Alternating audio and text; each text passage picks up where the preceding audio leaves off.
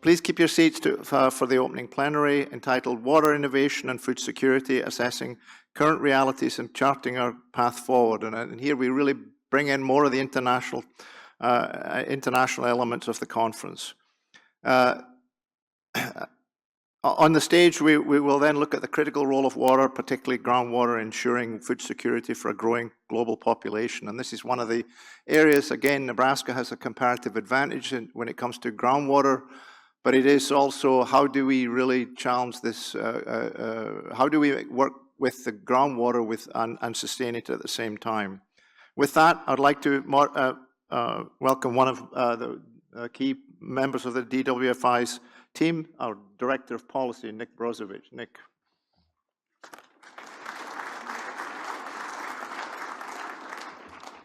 Thank you, Peter, and hello, everyone. It's my pleasure to bring to a start today's events. We'll explore water management from local to global scales. We'll highlight the importance of systems approaches and encourage a dialogue on the path towards a sustainable food future for all.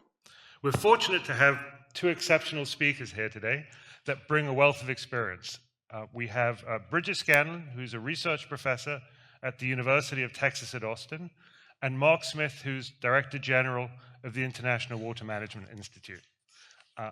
I'll start by introducing our first plenary speaker, Bridget Scanlon. And actually, Bridget, why don't you come up while I do that? So Bridget is a research professor at the Bureau of Economic Geology at the University of Texas at Austin. She's a preeminent hydrologist who works globally. She's particularly known for her work on groundwater depletion and recharge, for her studies of the effects of climate and land use change on groundwater. Her work includes some of the most important foundational applications of GRACE satellite data to understand and compare drought conditions globally. Now, if we had more than an hour, I would read through all the accolades and awards that Bridget has been awarded. There are many. What I will highlight here today is that she has been elected a fellow of multiple scientific bodies. This includes a fellowship of the Geological Society of America, the American Geophysical Union, and the American Association for the Advancement of Science. She's also a member of the National Academy of Engineering. Bridget completed her PhD at the University of Kentucky and her master's degree at the University of Alabama. For today's plenary, her talk is titled Groundwater and Food, a Global to Local Perspective. So please join me in giving Bridget a warm welcome.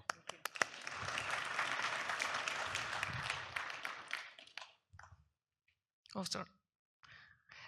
Thank you so much. I attended this conference in 2012, and I went out in the field day, and I remember that time they were trying to encourage farmers to install soil moisture sensors, and they got a couple of farmers to do it, and the other farmers would learn from them when they would go to church on Sundays and ask them, "Are you irrigating next week?" So it's interesting to see how things have evolved in the past since 2012. I really appreciate this conference. I love that the producers are here. We've got so many different groups. When I went to the hotel the other evening, Rurik Paulman, I listened to him talk about a groundwater surface water interaction in Nebraska and the Cohais group and what Mike was mentioning in his introductory comments, and also met people, the chairman of Intuba, who is working in horticulture in Zambia. So it's just a fascinating conference, and I appreciate the opportunity to talk here. So I'm going to talk about groundwater and food, global to local perspective. And as we just heard in the introductory comments, groundwater is strongly connected to surface water. And in Nebraska in the early 2000s, they were acknowledging that interconnection and use of groundwater.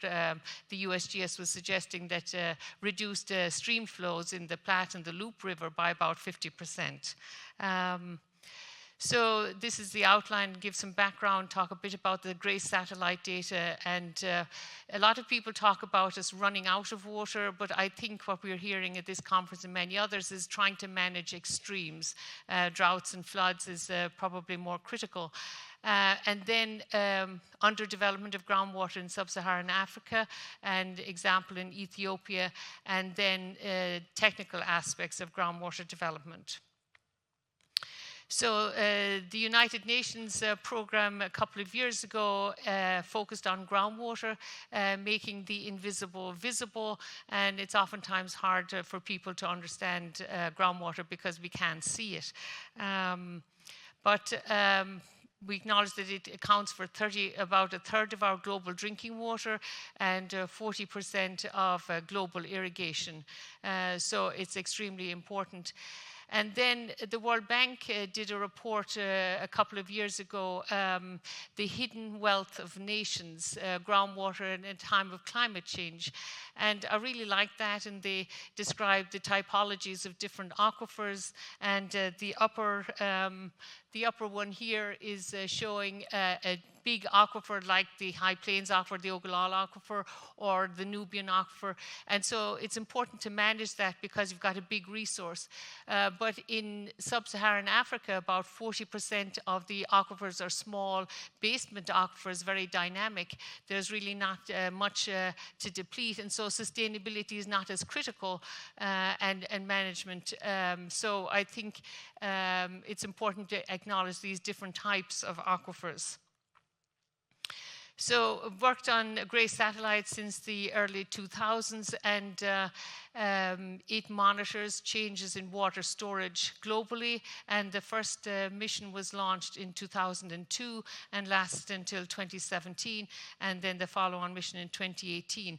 And I think it goes a long way to making the invisible visible. And there's a short NASA video. Gravity. It's everywhere. It's the force that keeps our feet on the ground and the moon orbiting Earth. But where does it come from? Mass. That's simply the amount of stuff that makes up an object. The more mass something has, the more gravity it has. Earth's gravity is constantly changing because something with a lot of mass is moving around all the time. What's moving? Water and ice. If you've ever picked up a bucket of water, you've felt just how much mass it has. It creates a lot of gravity. Using satellites, NASA can measure Earth's gravity like a scale in the sky. By comparing one month to the next, we can track where the water and ice is going. Weaker gravity means there's less water in that spot. This can tell us where a glacier is melting or a severe drought is drying up lakes. And stronger gravity? More water, such as in the rainforest in the Amazon. Our scale in the sky even lets us measure water deep underground. So I think that's a nice, the gray satellite has revolutionized our way of looking at water and getting a global picture of water storage changes. And the other thing that I always look at when I'm hearing about droughts and floods is the US Drought Monitor. That's my go-to. It's the best thing since sliced bread. I really love it.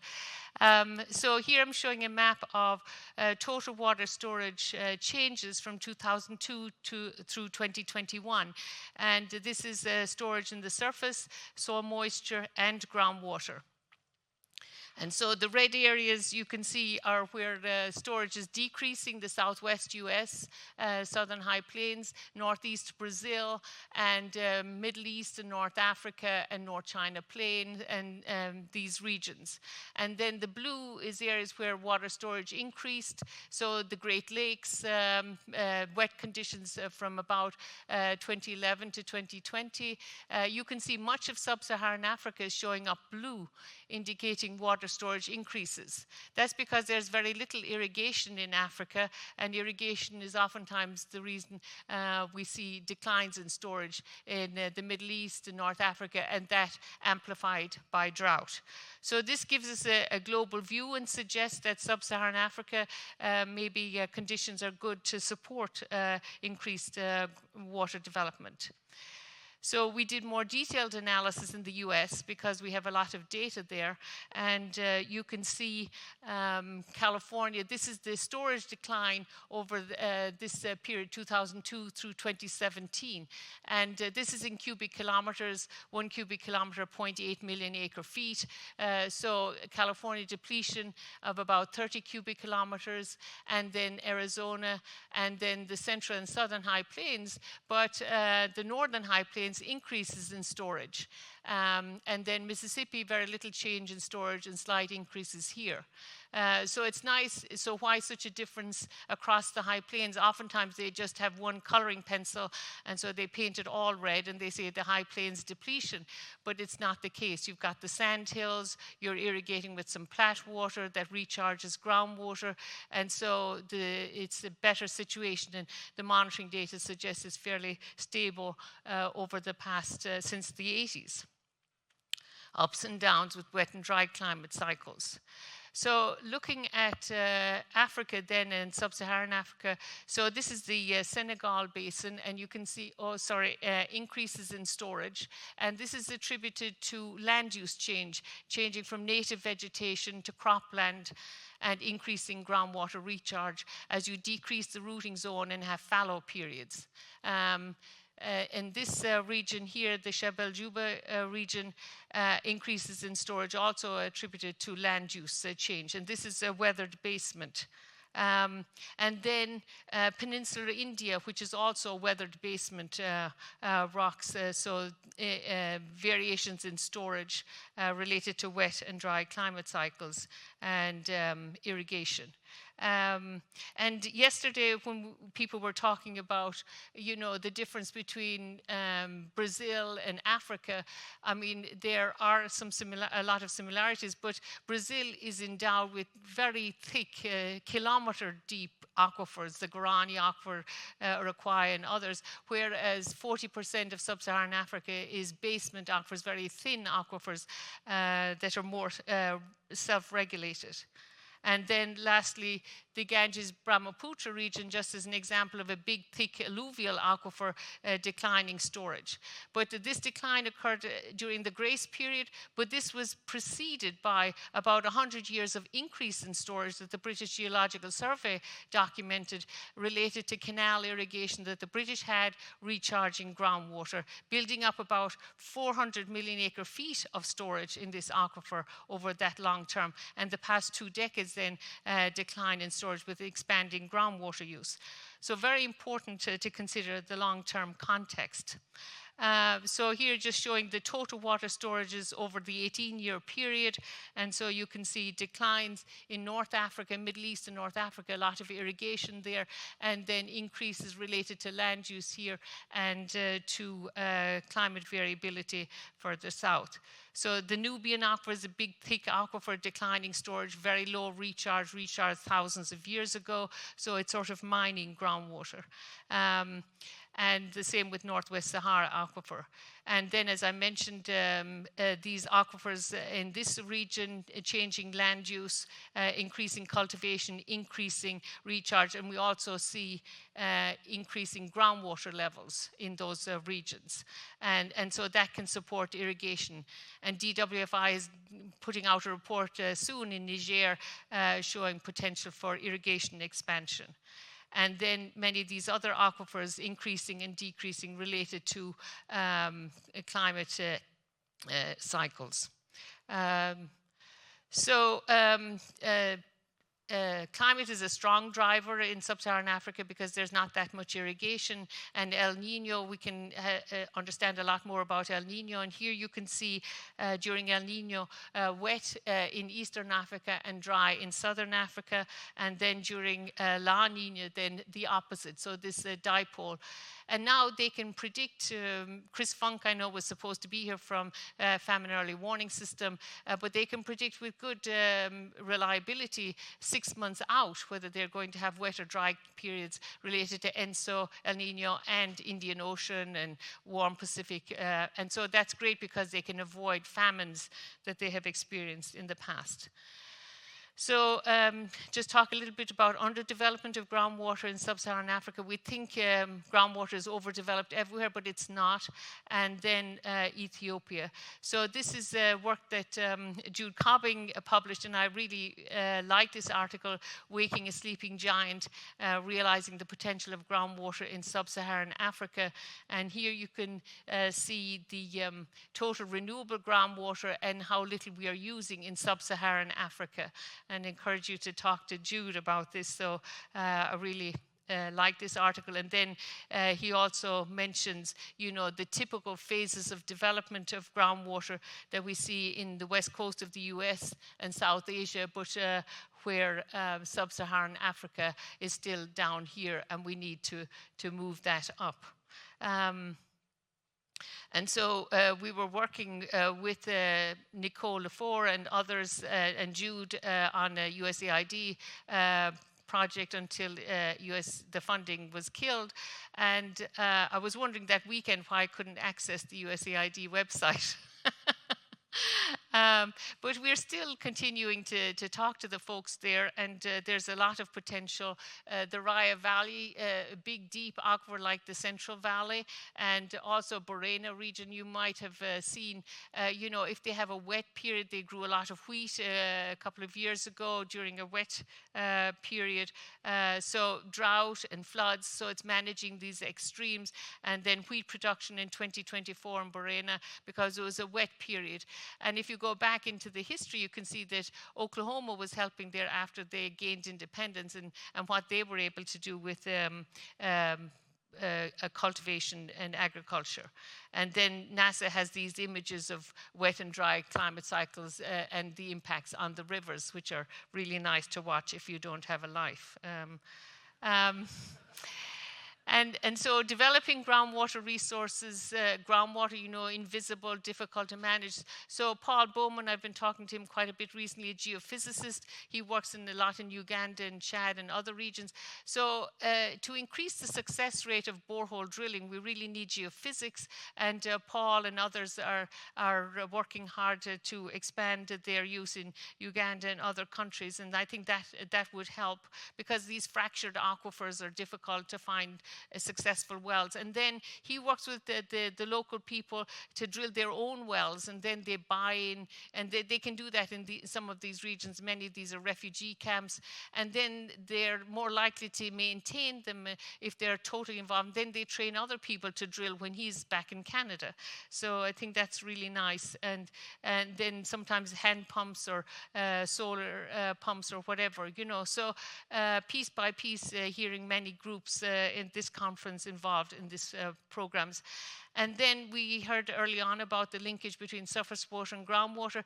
So wet and dry climate cycles, these sand dams that they build on the rivers to hold back the water, give it a chance to recharge the aquifer, and then they can use it later.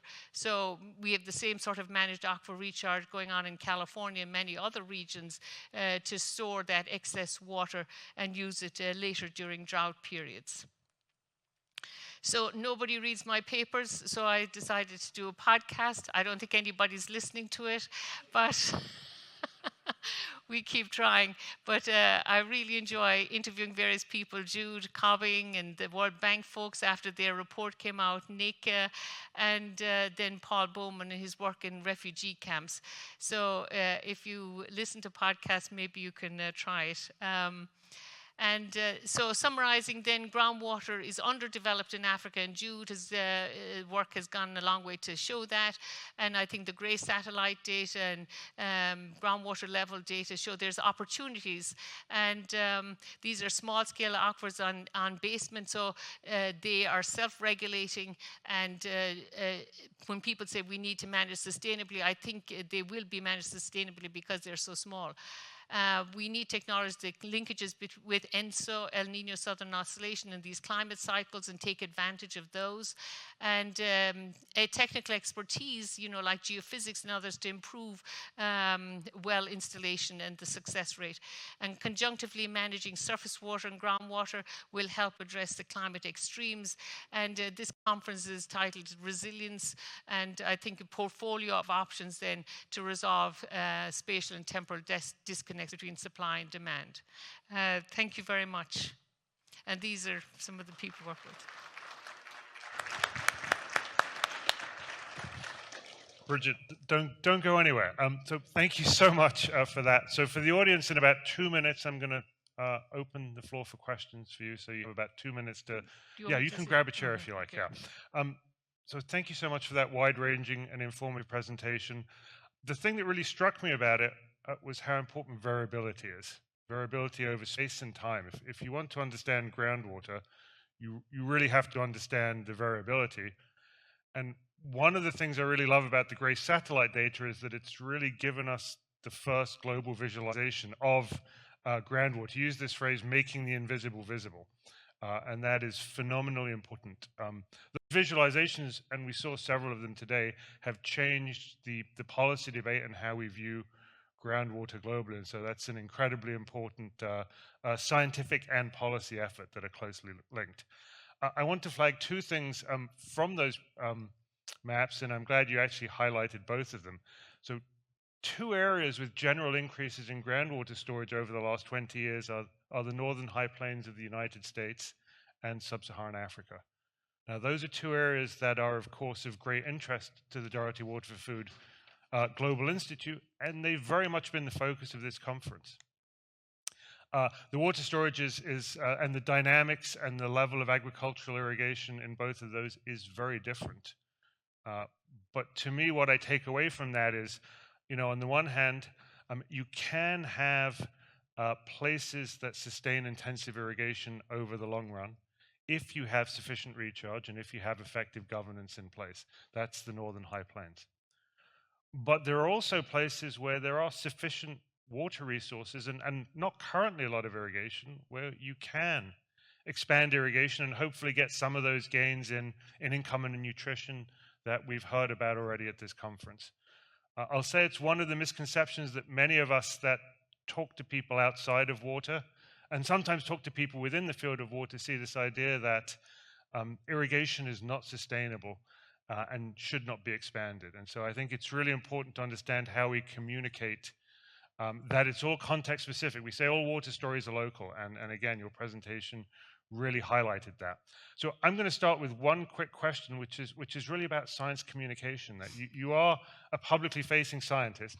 You talk to all kinds of audiences. Can you perhaps share either some strategies or some things that have worked about how you communicate the variability and the importance of the science that you do to the general public? And after that, we'll throw things open to the audience. Well, I'm still grappling with that. Obviously, I'm changing media.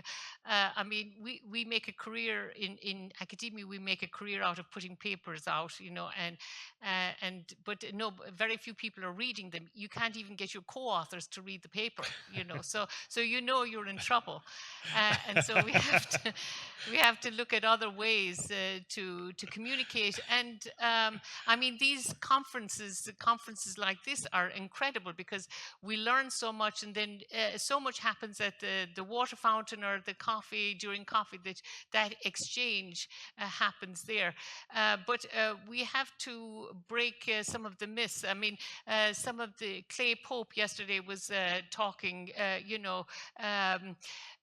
agriculture is not a charity organization. I think that's good. We all want cheap food, cheap water, cheap energy, but there's a price to pay. And so I guess we have to do all of the above. It's nice now. We think everything has declined since COVID, but COVID, we had Zoom and we can participate in lots of things. It's not ideal, but we can go to these conferences, we can participate and keep going on with other things. So I think the range of ways of communicating is increasing, and we just have to try all different things. Just like to be resilient, we need to try everything and hope that we penetrate some places. It's hard.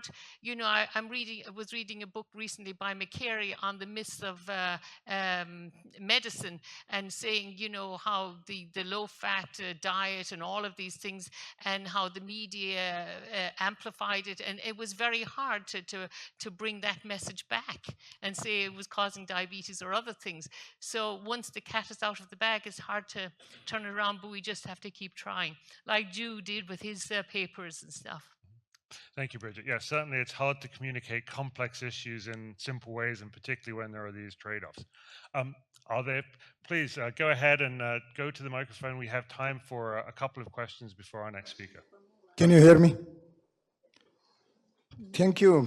Very relevant, great presentation. Over the last several years, with the increased population, has intensified agriculture a lot. To feed the population, we have used water from the ground. I'll give you one best example of Ogallala Aquifer, it has only 120 years of the age in Nebraska, 50 to 60 years in Texas. Sorry, 50 to 60 years in Kansas and 80 years in Texas. We are depleting the resources. We always say what we should do, but we don't ask often what is the inherent experience of the scientist they suggest. So based on your years of experience, worldwide and in the United States, what are the 3 steps you suggest we must do to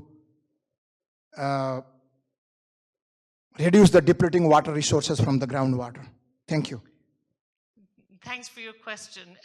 I'm a bit allergic to that sort of thing because they say, if you were queen for the day, what would you do? And the bottom line is, we're all kind of clueless and we're trying to work out and we learn on-the-job training and all of that sort of thing. So listening to the presentations yesterday, the last session was on nutrition. So when I was at an Ogallala conference in Lubbock in January, so one of the young farmers, the Ogallala couldn't support the large-scale irrigation of cotton. Cotton prices were in the dirt. And so he had taken 20 acres and was growing horticulture for the last 7 or 8 years, selling them to local market. And this helps with the nutrition and everything. And so, it's hard to anticipate, but I mean, and he said there's room for growth in many of these. And the Huffington Foundation is doing these small-scale irrigation in Colorado and farm to table and all that. So it's difficult to imagine how things will evolve, but things happen. I also spoke with somebody about water markets, and I know the Economist yesterday sort of said no place for water markets, but in Texas, water markets in the lower Rio Grande, went from low value ag to high value ag and municipal, and even at the end of the day, ag went from 95% water use in the lower middle Rio Grande to 85 or 83. So, and municipal got their cut, and so ag didn't disappear.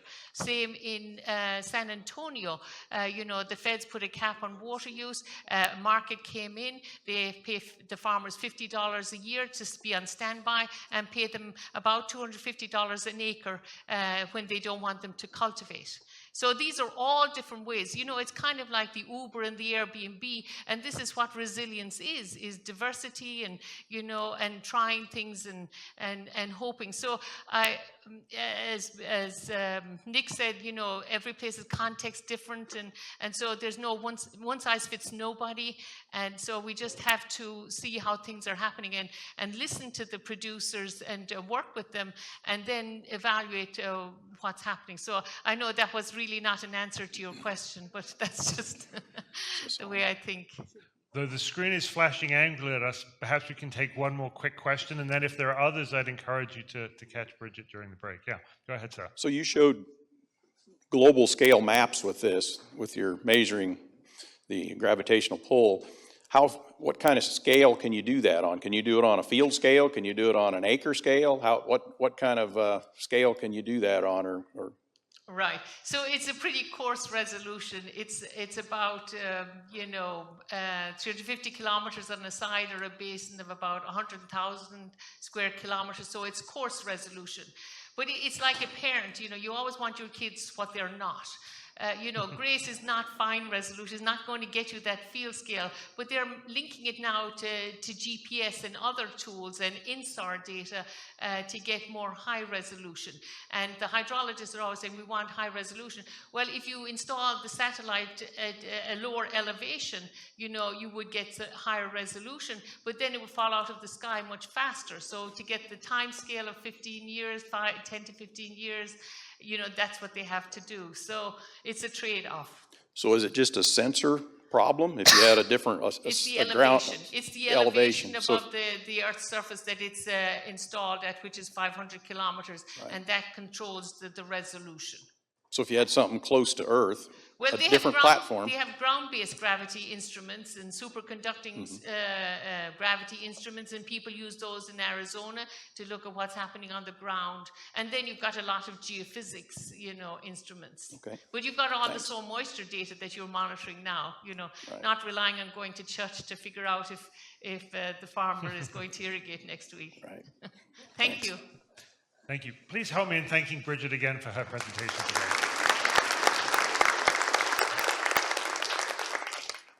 So we're very fortunate that our next plenary speaker is Mark Smith. Mark was appointed Director General of the International Water Management Institute in August 2020. Mark, please, you can come join me on the stage here. Yeah. He has 30 years of research and program management experience in water resources, agriculture, climate, and sustainability. Before his current appointment, he's held multiple executive appointments at international organizations. He was IMI's Deputy Director General for Research for Development. He also served as Director of the Global Water Program at the International Union for the Conservation of Nature. At IUCN, Mark led multi-regional programs in Asia, Africa, and Latin America that included river basin management, transboundary cooperation, climate change adaptation, and nature-based solutions.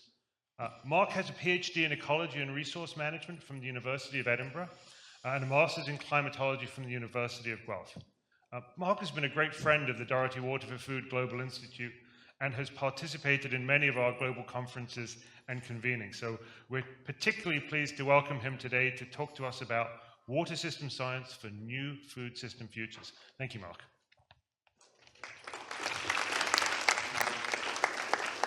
Wonderful. Thank you so much, Nick, and thank you to the Dorothy Water for Food Global Institute and the University of Nebraska for the invitation to speak today, but also for convening what is always an excellent conference. And Francis, Peter, and I'm sure the much broader team as well. Thank you for doing that again this year. So with my presentation, because I'm sometimes a bit of a literal character, so I picked up the theme of the session, water innovation and food security, assessing current realities and charting our path forward. So that's what I'm going to outline my view from IMI of that. I'm going to use the Global Commission on the Economics of Water as the starting point. I'll explain what that is in just a moment. And then sketch the innovation for water that's helping to change food systems, but highlight also sets of gaps that hold back the transformation in food systems futures that many people are talking about. So I'll start by highlighting the report of the Global Commission on the Economics of Water, which was launched in October of last year. I'm sure some of you at least came across this. This was the report of a commission of about 20 plus people, I think, co-chaired by Mariana Mazzucato, Johan Rockström, two academics, Ngozi Okonjo-Iweala, the Director General of the World Trade Organization, and President Tharman Shanmugaratnam of Singapore. IMI was not involved in this commission directly, but we now host its secretariat. So we're working on the fun part, which is working with the Commission on catalyzing the follow-up. The Commission was set up to shape what they term a new economics of water, or as they put it, an economy that works for water rather than how water management can work for the economy. So they concluded, as you see at the top of the screen, that the hydrological cycle is dangerously out of balance, their words, because of the enormous conversion of land, ecosystem loss, as well as climate change. With the result of that is increasing the frequencies of droughts, floods, heat waves and storms, driving deep uncertainty in our hydrology and water regimes, and in our understanding of risks and driving water insecurity. The Global Commission called for radical change, again, their words, radical change in how water is valued, managed, and used. They called for recognizing the hydrological cycle as a global common good. They called for transforming water governance at every scale, for valuing water properly relative to its scarcity, for tackling externalities caused by misuse and pollution, and spurring a wave of innovation alongside capacity building and investments, and recognizing that the costs of action are very small relative to the harms caused by inaction. So the report set 5 key missions that they termed missions to address this crisis, and 4 enablers. So the missions, the first, and this I will dive more into, the first, to launch a new revolution in food systems. The second, relating to the conservation of ecosystems and natural habitats, particularly in relation to green water, and how green water cycles, soil water, and how that cycles at various scales. The third, establishing a circular water economy. The fourth, enabling clean energy and artificial intelligence to help us with all of these problems and setting up a future of much lower water intensity. And the fifth, relating to WASH, ensuring that no child dies from unsafe water. And then 4 enablers, so partnership, finance, data, and governance. I was at this conference in 2023 and spoke from this same spot about a set of missions that we developed through a process called Transformative Futures for Water Security that was led by IMI alongside a set of partners. So we from the bottom up, through that process, put forward a set of 8 missions for science-based collective action on future water security.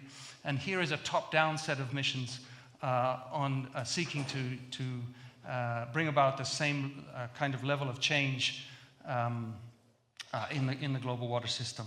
I'm pleased to say that these two, and not surprisingly, these two sets of missions, they map very well onto each other. But it's the point there is top-down and bottom-up.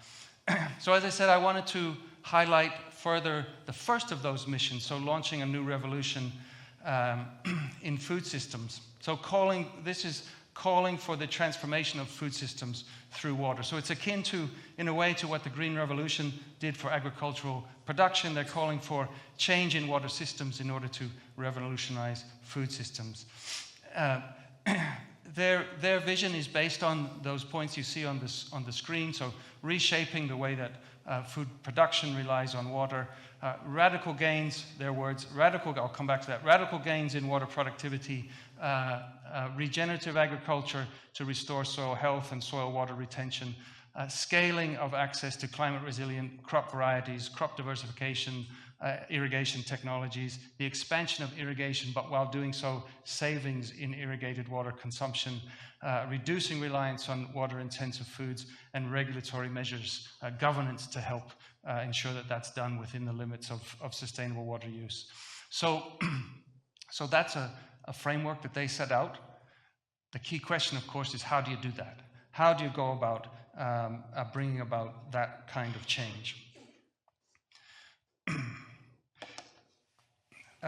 So water system science has a really key role to play in this, in delivering the knowledge and the science and the data and the evidence and the innovation to help bring this about. At the CGIR, of which my institute is one member of that family of institutes, at the CGIR we've looked at how we can better use water system science in the mission of transforming water systems. We launched last year a CGIR, what we call a water systems integration roadmap, to look across the whole of the CGIR system and find that untapped potential for synergies in water system science across the system, and provide one common framework for water-related research in the CGIR. It's the first time we've done that. And so to leverage water system science, as we termed it, from genes all the way through to basins, which is illustrated in this blue spiral you see on the right-hand side of the screen there. We apply this genes to basin approach to the food system, not just to production. And water has multiple roles in food systems, which I like to illustrate with this very simple framework. So you can see that water relates to the food system in terms of water supply to the food system, how we manage ecosystems and infrastructure and storage, groundwater, the regulation of supply and water quality, and so on. It relates also, of course, to water for food production. Here's agricultural water management, irrigation, also aquaculture, water for livestock, water productivity, and so on. Water is also important for food consumption, so safe drinking water, water for cooking, water for health and nutrition, prevention of waterborne disease, etc. And all of this is underlain by water risks to food systems, so how we manage floods and droughts and pollution and so on. How we help prevent water from breaking food systems. I always like to say we have to be very careful to remember that history teaches us very clearly that water can break food systems. So these risks are systemic. So I want to start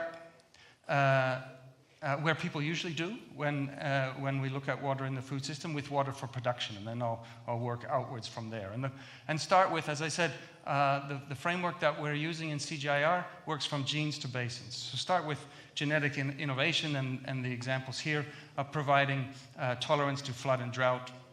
So crop improvement, as we know, bringing food security to millions, hundreds of millions, billions of people, and lifting people out of poverty. On the screen are examples from India and innovations, genetic innovations from India and Africa. Next, moving up that scale, moving along that spiral that I showed you before. Next is agronomy and soil management. And so here, science helping to transform local innovations into scalable solutions. Local innovations for coping with variability in drought by improving soil water retention, managing drainage, restoring soils, and improving soil health and fertility to sustain production and lower water risks. Alongside that, of course, continuing to move up this scale, alongside that, the broad bundle of innovations in agricultural water management that are intended to drive water conservation, soil water retention, productivity, irrigation system performance, and the technologies for efficiency and reduced pressures on water resources, and helping to build resilience. Next is water productivity. So this critical challenge highlighted by that set of recommendations from the Global Commission, that critical challenge of raising water productivity, producing more with less water, and the puzzle of raising productivity across scales and truly saving water where there is scarcity to meet also demands from other sectors, including ecosystems. And then the challenge that implies of moving water out of agriculture in some places, and recognizing that that's a very difficult challenge that requires multiple levers to be moved together. Irrigation efficiency is only the start. You see on the screen that the first element, the blue number 1. So multiple levers that need to come together, shifting to low water use crops, incentivizing conservation, etc., all the way through to institutional support, and then how we empower farmers with data. There'll be a session later on this afternoon at 3:30, one of the side sessions, which dives much more deeply into this challenge. So I turn now, as I said, work outwards from water for food production, and now look at water supply to the food system, and how the broader water system impacts the food systems in terms of overcoming vulnerabilities and managing trade-offs with other sectors and water uses.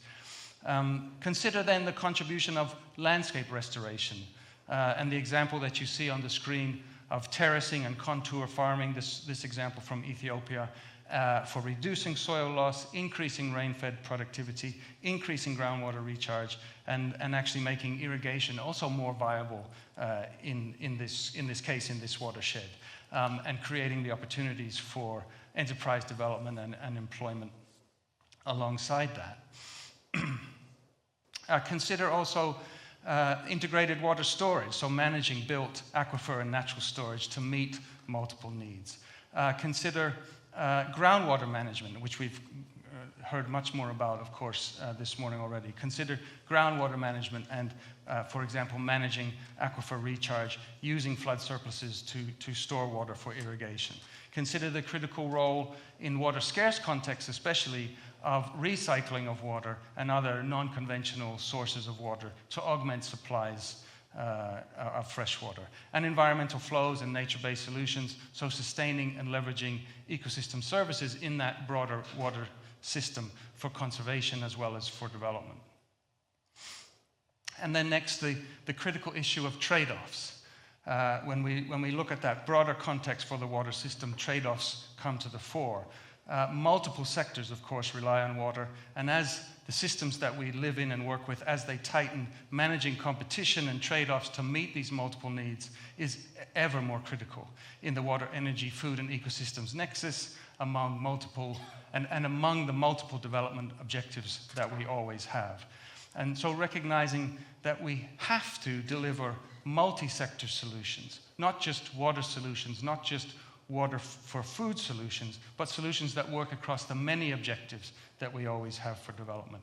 So the example on the screen relates to the application of advanced computational techniques to weighing the trade-offs among these multiple objectives optimally. The example is from energy system development scenarios for Ghana and the relationships that has with water use and agricultural production and environmental flows and ecosystem conservation. The analysis that's illustrated here, it narrows down those many different combinations that are possible for those development scenarios to a set of optimal options that decision makers can then use to inform their design and their planning and investment decisions.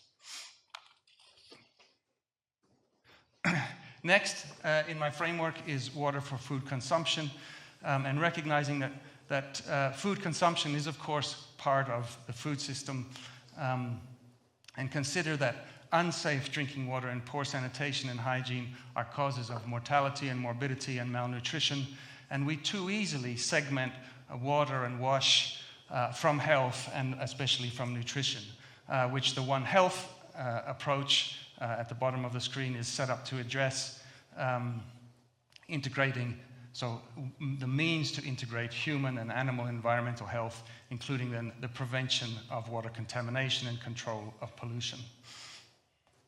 And finally, in my framework, water risks to food systems. So here are technologies and related strategies and practices for drought monitoring and early warning, similarly flood early warning, building climate smart solutions, bundling of those, so bundling drought and flood tolerant seeds with water and climate advisories with index-based insurance and rolling that out with farmers and communities. Anticipatory action, so bringing together early warning and contingency planning and coordination and early finance and early action for disaster risk reduction. So where does that leave us? Water system science is delivering innovations across the food system, as I've just outlined, across the dimensions that the Global Commission on the Economics of Water is calling for in their mission number 1. But this presentation, and in the title that I gave it, it set itself up to address new food system futures in response to a call for radical change from the Global Commission. And for this, I turn back to the framework in the Water Systems Integration Roadmap that I illustrated earlier, and consider the elements at the center of the framework that's at the heart of that, the green parts at the center that you see on the screen. These are what we call the transformational levers. And here we need to do more. We need to do much more and deliver more so that we can drive change fast enough. We can drive change fast enough and at the scales needed to meet the urgency of where things stand now, to meet the urgency that the Global Commission has highlighted. So we have to do much better with scaling and markets and financing to put these water systems innovations collectively to work. Inclusion is key. Of women, youth, of smallholder farmers, of those that are at risk for social and access reasons, of being left out or left behind, because in many contexts, this is one of the critical ways that you achieve transformation. We need to do much better and move much faster with data and digital innovation. So the new tools and technologies such as digital twins for water management, applications of artificial intelligence, that are going to be game changers in water management, in agriculture and across sectors. And of course, this is an area that's moving very fast, and we need to harness that. And finally, governance, so critical. Having effective and coherent policies and institutions and legal frameworks that enable and steer systems change across scales. It's so critical. Not easy to get right, to be able to move at the speed that we need to. So for innovation in water systems to deliver the changes called for by the Global Commission on the Economics of Water. We have to do more with these transformational levers and focus our attention on how we do that. And even as we do that, there are huge challenges in front of us. I sketched out a set of threads of innovation, and we need to be able to work with those together and conjunctively. On the question of water productivity, remember the Global Commission called for radical change, radical gains in water productivity. For example, the former head, Andrew Campbell of the Australian Centre for International Agricultural Research, he would often call for radical change in water productivity. He'd say we need a 10 times gain in water productivity. And I don't know what's possible or how you bring that about. And for me, that's a big gap and a big unknown. What's really possible, and how would we do that? Then this issue of rebalancing the hydrological cycle with restoration, including at continental scale, of the challenge of green water flows and that stabilization that was stressed in the Global Commission. And continually working on closing the gap between science, knowledge, investment, policy, and action at scale. And the very, very challenging futures that we face. So just a couple more slides, and then I'll finish up. So before I finished, I wanted to note then the Commission on Water for Food. We need a different name that is less tongue-tying.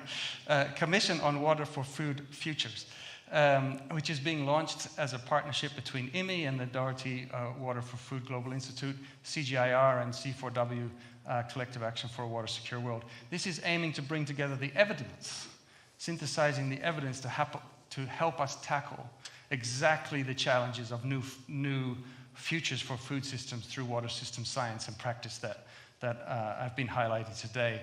This commission has been itself catalyzed by the Global Commission on the Economics of Water. It will assemble a panel to gather diverse contributions to lead that review of evidence. It will engage with and call for inputs and interactions and dialogue with diverse stakeholders. It's just getting underway now. Its purpose then, or its aim, is to deliver a report to the UN 2026 Water Conference to help us position water for food in the priorities for the water agenda going forward that will emerge out of in the preparations for and in the process after that conference, which takes place in December of next year. So we have an 18-month window to do this. So please do, as I say, we're just getting underway now. Please do look for opportunities to contribute to that. Before I wrap up, I have to also acknowledge really what are huge changes happening in the development sector and across the world. This has profound implications which are really still to be understood in how we deliver all of this, how we deliver all that I've been outlining. We're facing a loss of belief in international collaboration for solving big problems and an erosion in multilateralism. And so for an international research institute like my own IMI and the broader CGIAR, this is creating an additional layer of challenges for us. It's pushing us to reinvent, and maybe that's not a bad thing.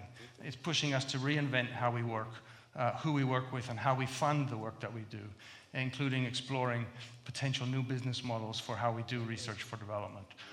So we're just at the start of all of that now. So to conclude, the report of the Global Commission, I think marks a turning point, and you can agree or disagree with the recommendations of the report or parts of the report. Certainly I do. There's parts that I agree with, parts that I don't. But it comes at a time when agendas at global and national levels are reconfiguring for climate, for food sustainability, and for water too. It's giving impetus to the emergence of a new framework of priorities for water, and possibly also the institutions to deliver them, a framework with a mission focus and an urgency for action. We can expect this to be catalyzed through the preparations for the UN 2026 Water Conference leading through to December next year. Water system science is delivering innovation from genes to basins, but transformation through water for the food systems revolution that the Global Commission called for. It will need more. It will need water systems. It will use the water systems innovations as that foundation, but new food systems futures need to leverage transformations that reach scale and provide acceleration. To be effective, this requires us all to work together. It requires collective action to weave together these many elements that I've highlighted today. One of my experiences of this year's conference was I spent yesterday questioning everything that I've been thinking. I think that's a really good, that's a sign of a really good conference, right? So there's many questions. More questions are open than are closed, and lots of work for us to do collectively to bring all of this about. So thank you very much.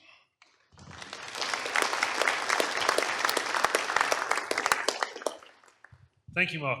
You took a very, very complex set of topics and presented them in an informative way, so thank you for that.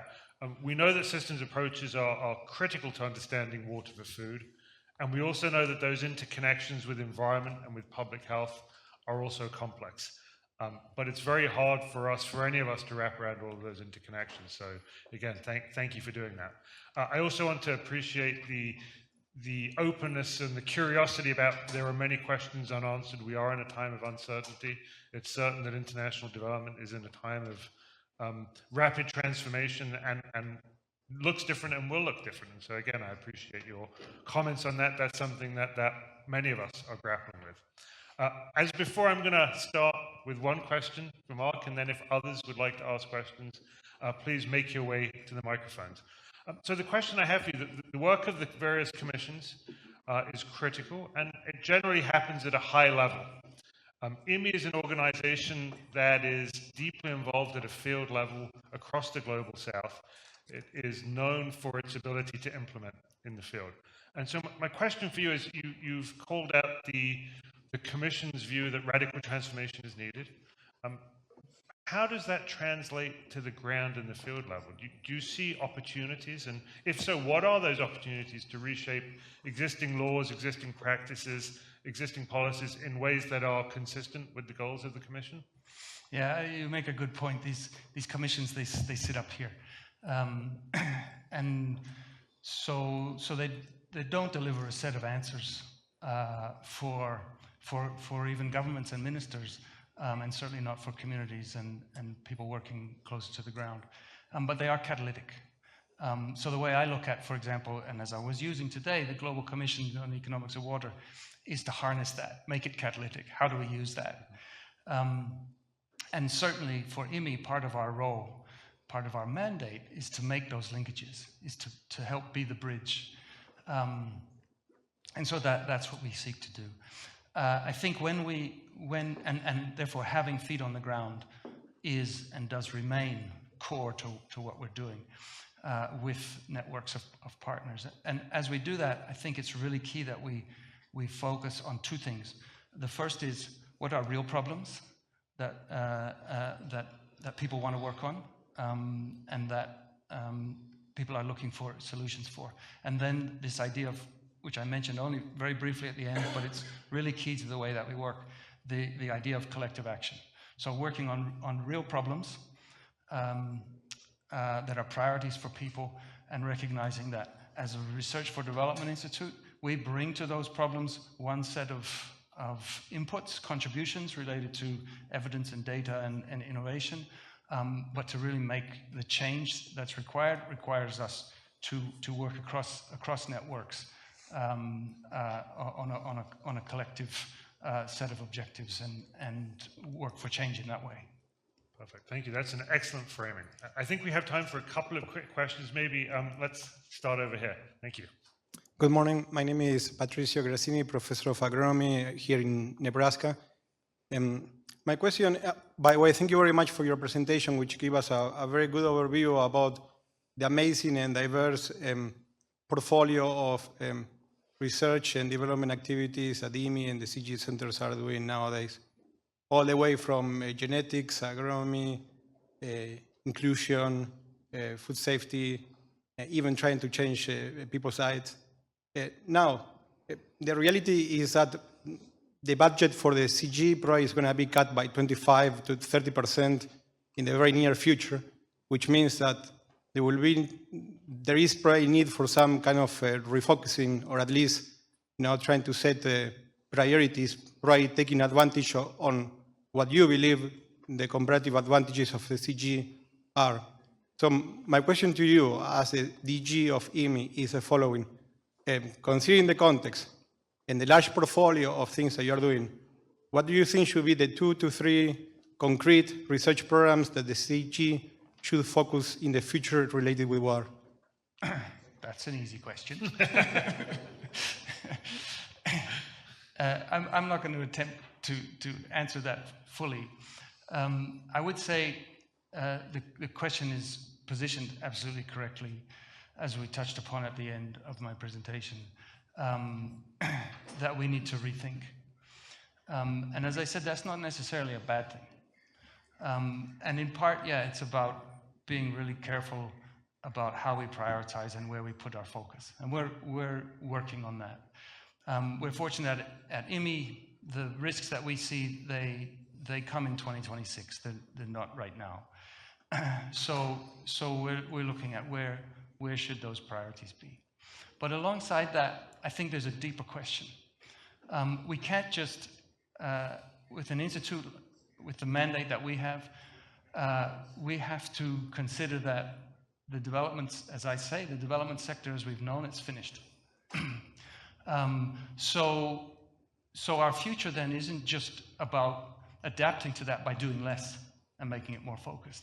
It's about how do we work differently? What are the future business models for delivering research for development that's consistent with our mandate? And that's something we're working intensively on. And as we do that, we recognize that the old model of finding grants for project A, B, and C, and then delivering those, that's going to be much less. But in areas of how do we scale innovations, there will be new ways of working with new kinds of partners, with new kinds of money. For digital, our assessment is that there's huge potential in thinking about the way that we work and who we work with very differently from just get a project grant for developing a model on XYZ. And so that's what we're grappling with right now. And as you said, I think we all are. Yeah. Perfect. Crystal, do you have an online question? Great. Is it short? We have time for maybe one very, very quick question online, and then others, please, as you catch Mark in the breaks. Sure. We'll have to see if the answer is short. So has the Global Commission identified benchmarks or goals to guide the changes that need to be seen in our current water management strategies or other ideas of how to measure progress? My guess at that answer, not being part of the commission per se, is no. But as we've said, these reports are meant to be catalytic.